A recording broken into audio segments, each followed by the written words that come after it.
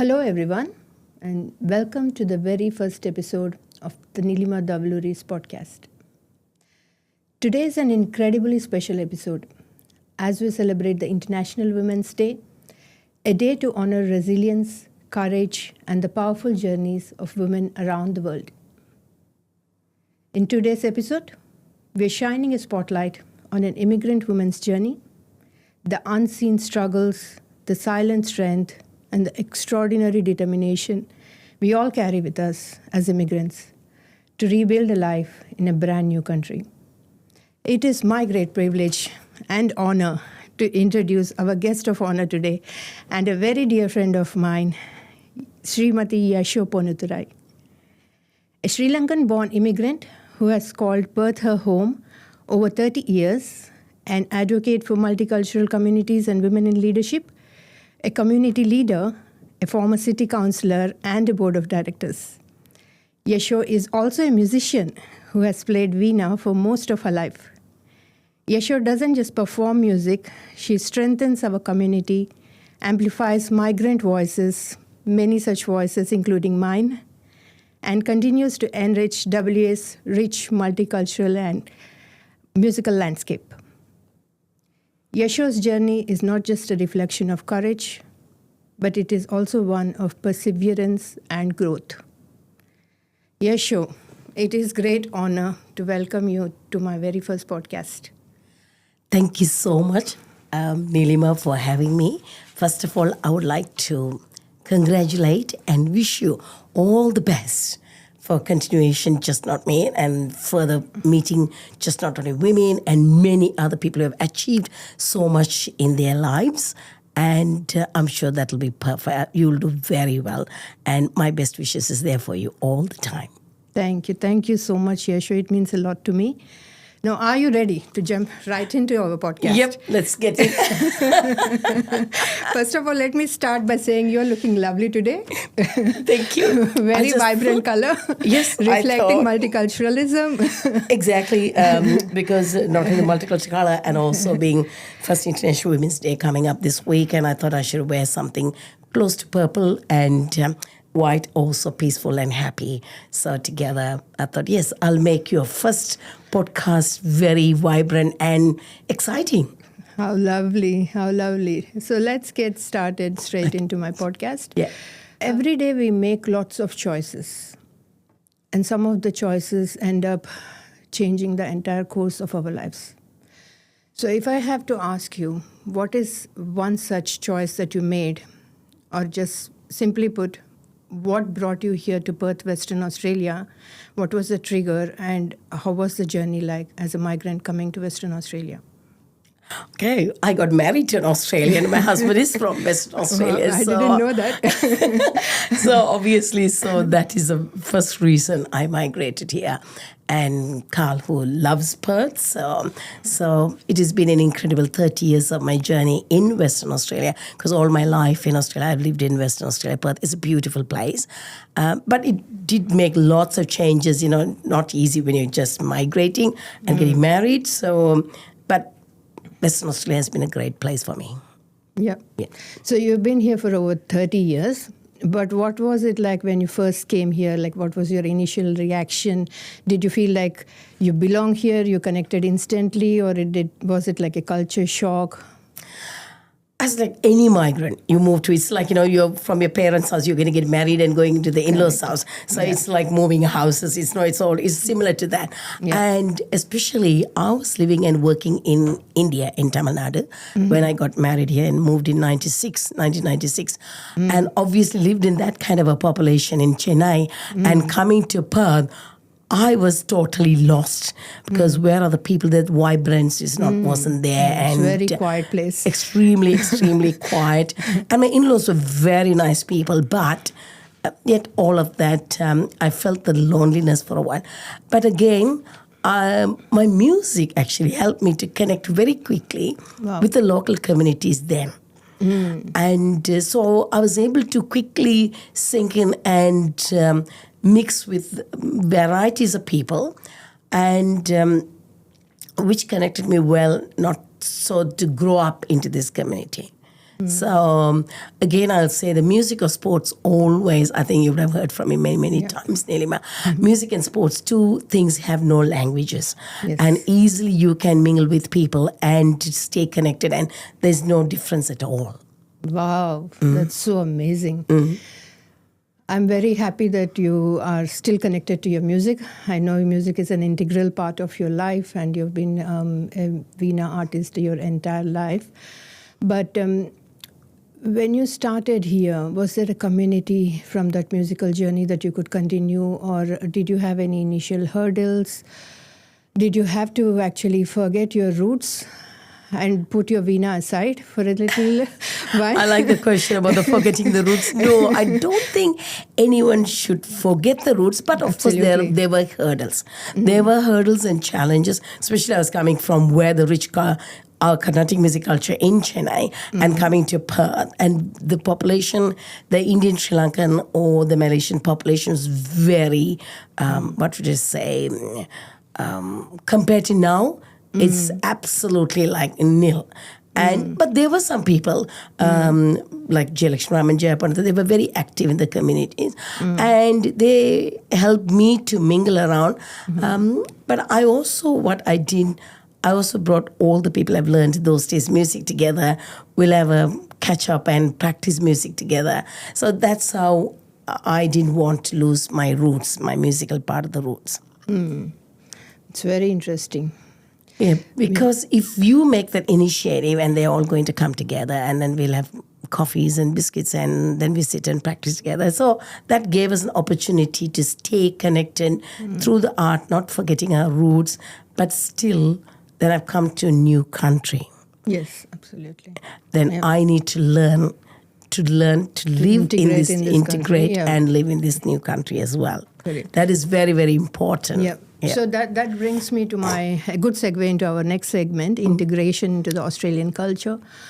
Being an immigrant myself, I've been here for 20 years, and I know there's a lot of expectations from our families to belong, to do certain tasks, manage the household, take the heavy lifting off from the counterparts. So how did you manage the juggling between the family expectations and integrating into the Australian culture and society? I was a little bit luckier there because my mother-in-law was white Australian. My father-in-law has come here in 1957. So my husband, who was born and brought up here. So they were already into kind of a multicultural situation they were living. So they were accepting me also in that same level. I would say I wasn't put under pressure with the expectations from my family part of that. And extremely, I must say, my parents-in-law and my husband were extremely supportive for me to settle in and sink in to Australian culture and lifestyle to live here. And of course, I have other challenges because, as you know, most of us come from overseas qualification, and it's not easy to get certified here to work. Did you have challenges in employment?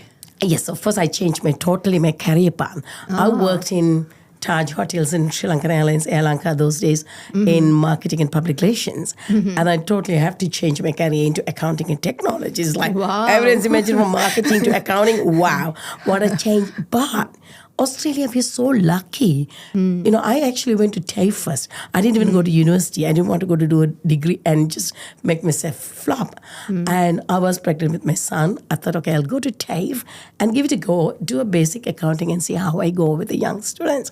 And I loved studying with 19 and 20-year-old kids. And here I'm like in 30s and I'm studying with them. And I was pregnant. I didn't feel anything.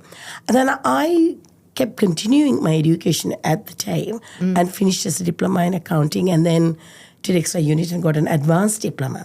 So when you get that, you get 1.5 years exemption to go to university those days. I'm not sure about the rules right now, but you do get those exemptions those days. Okay. So I sort of had an vision that I wanted to go and do my business degree at the Curtin University. And I wasn't keen on, sorry to say, not UW. I was very keen to go to Curtin University. Very nice. Yeah. That's very nice. Did you finish your MBA? Yes, then I did my BCom double major, finished, then I started working. Then I went and did MBA, then I totally moved out of local government, working for local government. Then I moved into, again, a challenging industry, resource sector. I'm talking about 2006. Yeah. Not many female or female of color working in the mining and oil and gas industry. And I was lucky enough to start working in the resource sector as well. Yeah. One question I always had, although we've been friends for so long, I never got the opportunity to ask you. Yes. How did your inclination come to join the politics?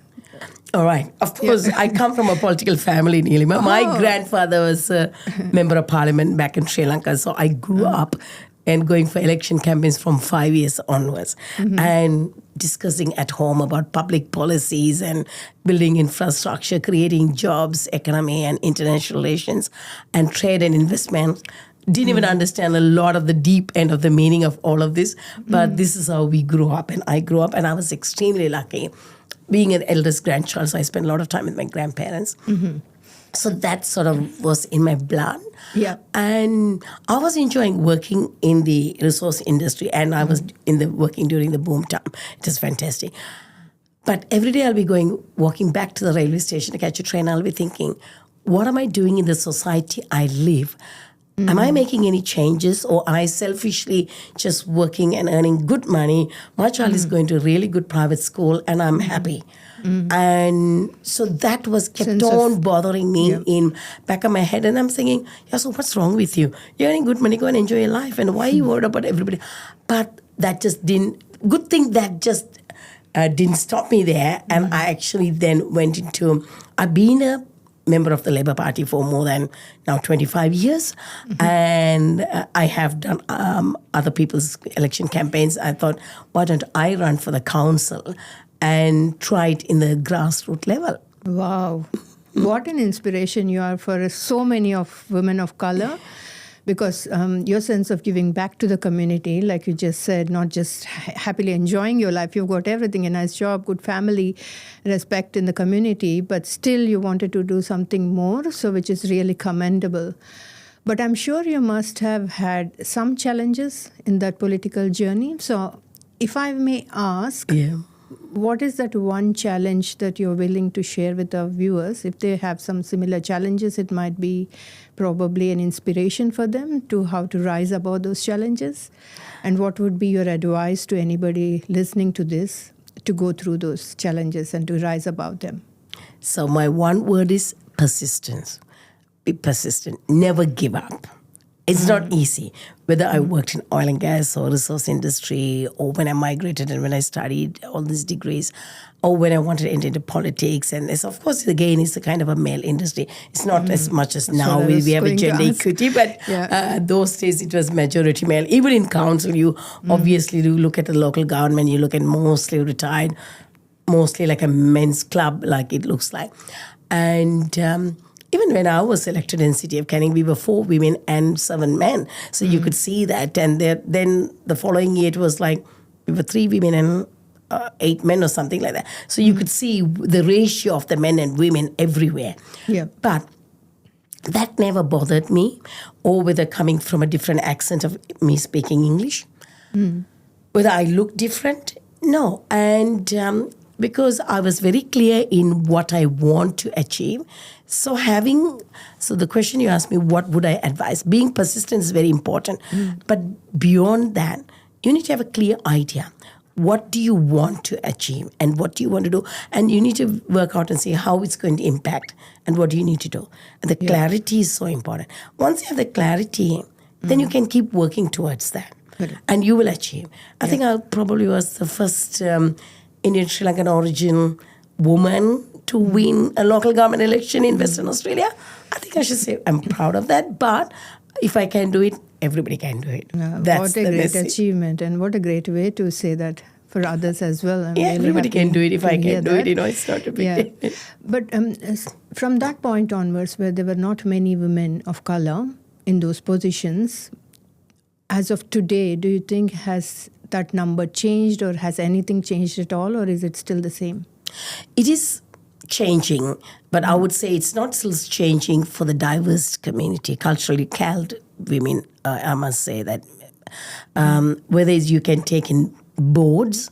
So now I sit on the boards as well. So luckily I've done my Australian Company Directors course. Even then, those days, I imagine myself, okay, if these things are in other people's hand to control, so if that doesn't work, how will I also can make change to other people's life? So when you're in a board also, you make decisions, strategic decisions, you can make change. Yeah. So I had my plan B and stepped in there.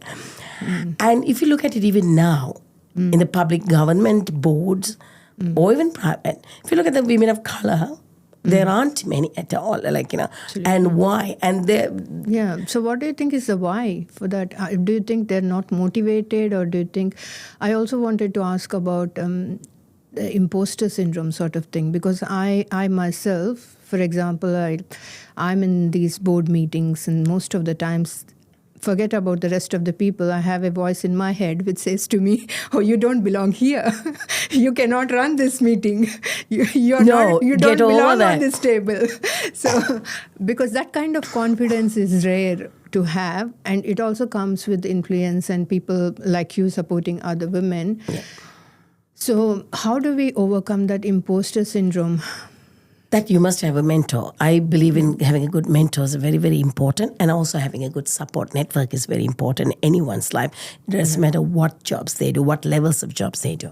So when you have the support network, they give you the confidence. And also they give you the constructive criticism as a good feedback.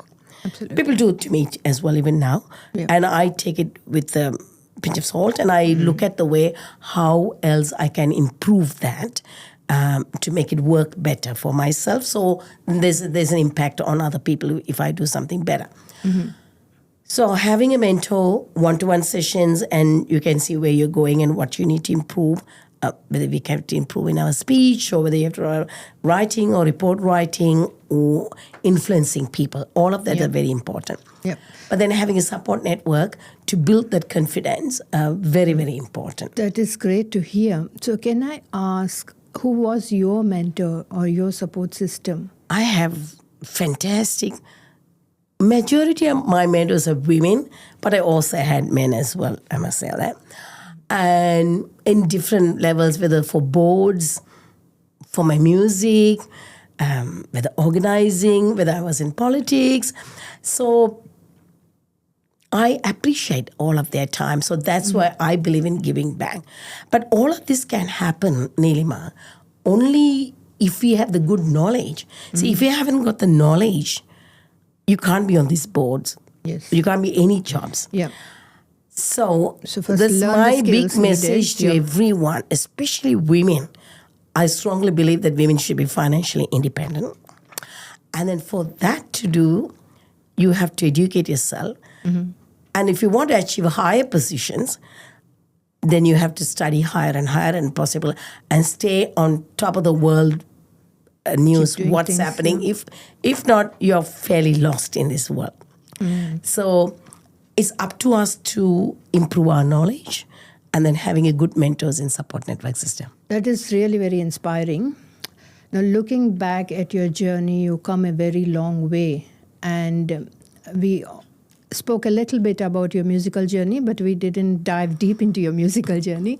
So I know you play Veena, and you also teach Veena, and you have lots of students. I have a teenage daughter myself, and I see that most of the children who are growing up here are losing the interest in their cultural identity, or maybe in the Indian music or the Asian music or the Carnatic music. So what advice would you have for our community or our people of how to bring them back to love our roots, or maybe introduce them to our heritage and the rich culture and the music? of course, music doesn't come easily, I must admit that. And for me, of course, we are for 5 generations, we are all into music. But we are not like a professional musician, but we are all of us, family members. We listen to classical music, nothing but just classical music. So one of the things I could suggest, even I suggest this to my own students and the parents, please go home and sit together with your children as they have a family time and listen to some good classical music and enjoy and talk about the artists and the accompanying artists. How did they perform? What was the body language like? What did you feel about them? The accompanying the violinist or the percussionist, or what did you think about the main? So you need, and also go to a good live concert, for God's sake, because there are many live concerts. And of course, my Indian Eye company running for 22 years here, I brought many number of top Indian artists, not only bringing the artists to perform as a concert, also brought artists to, like authorized artists like Neveli sir, to teach the teachers in the communities. But that is something, the legacy I wanted to leave. Apparently, my great-grandfather believed that music, more than the performer, the music teacher is very important, because then we teach more people in the community and it just spreads better. So that is why I did that project for 5 to 6 years, and now I feel like it's quite settled. That's why I'm more branched out to looking at my own concerts. So unless we take our children back home, running around bare feet to the temples and making them feel let them be authentic. Yes. Yes. Yeah, I agree 100%. I think showing them the absolute truth. Yeah. In its true form. And then, your example. I grew up in village. Your in example, Jaffna. That's what I was going to say. I grew up in a village. And look at your journey. You've come so far, all the way from Jaffna to Western Australia. And I tell my son how I used to draw the water in the well, and how I used to catch the water, wash the clothes on the stones, and dry and clean the cow sheds and things like milk the cow. So, and as much as I can do a 5-star class life, so children should know where our roots come from. Absolutely. That is very, very important for us to make that time. Yeah. No, they say that success doesn't come easy. Looking back as a reflection at all the things you have said, your journey, and then how you have overcome your struggles, your strength, your resilience, persistence, all that are great examples for people like us who are still trying to get at least to 10% of where you are. So no, you're doing well. You're doing very well.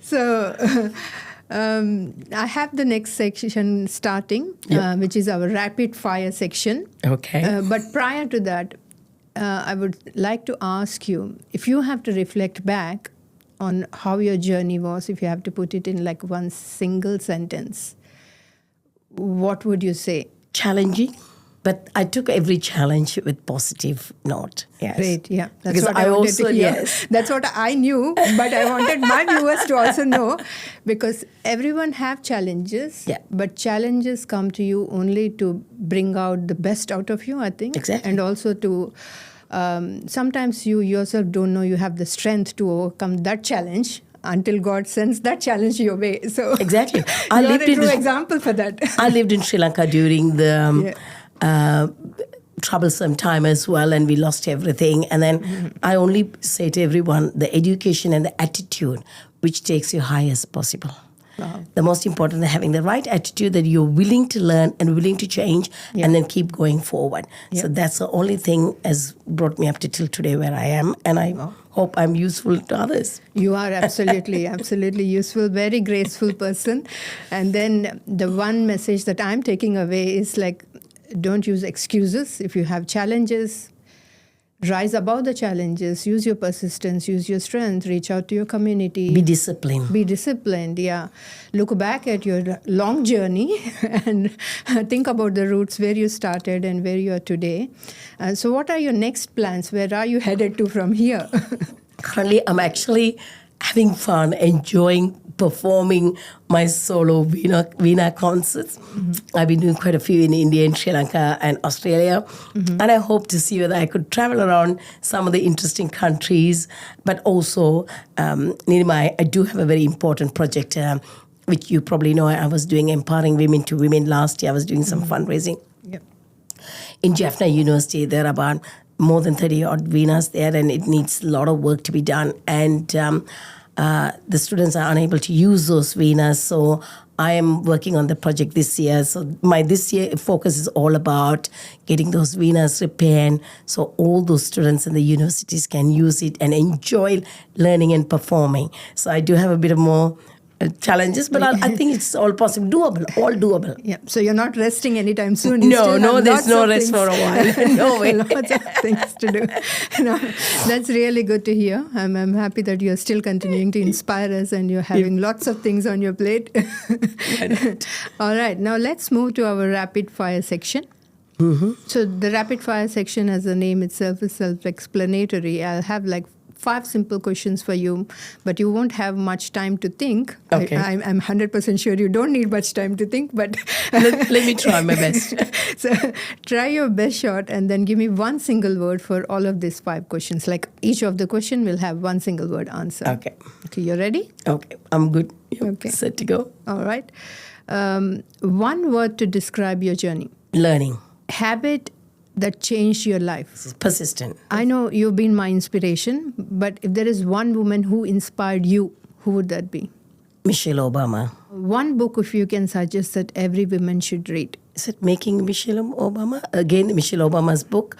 Yeah, that's the same book again. Yeah, that's I an love amazing that book. It's amazing. Yeah, that's cool. So one message for International Women's Day. Have a big vision and please work towards your vision. And you will achieve it. You will get it there. Yep. And also plan, does it make any impact on other people around you? And support them. That's amazing. Oh, you've done very well. Try my best. I had a gift hamper to give it to you today, but I remember to bring it up next time. Your time is perfect.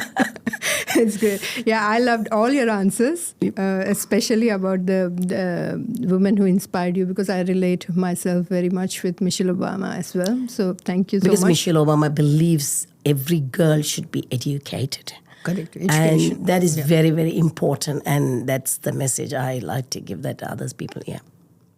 That's awesome. why Making Michelle Obama also, the book is very important too. Yeah, sure. I would like to say a few of my reflections. Yeah. I think respect doesn't come to everyone. It only comes to people who work very hard in their life, are persistent. They not just look or fend for their own self and family, but they also uplift others, and sometimes an entire community and an entire generation of people. We are very, very fortunate that you're one such woman who are not just fending for herself, but looking after an entire community, an entire generation, gaining all of our respect, accolades, and winning lots of hearts and smiles along the way. I'm very grateful and thankful that you have given me your time today, and I wish you all the best in your very long journey that you have to go from here. Thank you so much, Neelima. And I have worked with you, and I've always said you're one of the most reliable woman to work with. So don't forget, you are amazing as well. And don't think that I'm amazing. You are amazing and you're in the right path and you will get there very soon. Thank you. Thank you so much, Yaso. It means a lot, this thing coming from you. So thank you so much. On a closing note, we wish Yaso all the best for her journey onwards and upwards from here. And also for everyone else who's listening this podcast, whether you're an immigrant woman, a daughter of immigrants, or simply someone who's chasing a dream in Australia, your story matters. And if you want your story to be heard on my podcast, please feel free to reach out to me at the end of the show. There are subtitles with my email ID and contact. Feel free to reach out to me. Thank you. Thank you so much. Good night and signing off.